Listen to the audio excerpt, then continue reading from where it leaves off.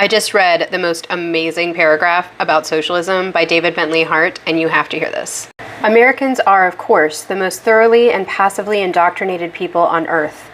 They know next to nothing, as a rule, about their own history, or the histories of other nations, or the histories of the various social movements that have risen and fallen in the past. And they certainly know little or nothing of the complexities and contradictions comprised within words like socialism and capitalism. Chiefly what they have been trained not to know or even suspect is that in many ways they enjoy far fewer freedoms and suffer under a more intrusive centralized state than do citizens of countries with more vigorous social democratic institutions.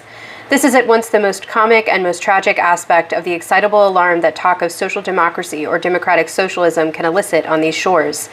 An enormous number of Americans have been persuaded to believe that they are freer in the abstract than, say, Germans or Danes, precisely because they possess far fewer freedoms in the concrete.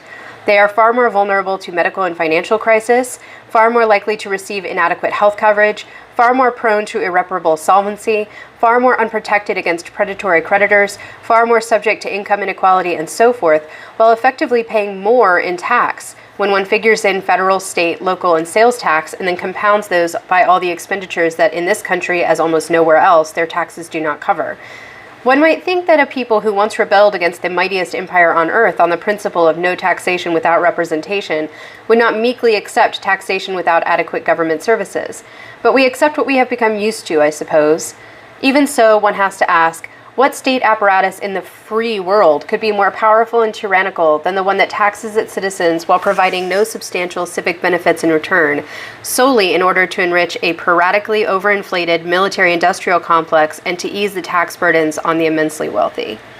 That is from Commonweal magazine, and the article is titled 3 Cheers for Socialism.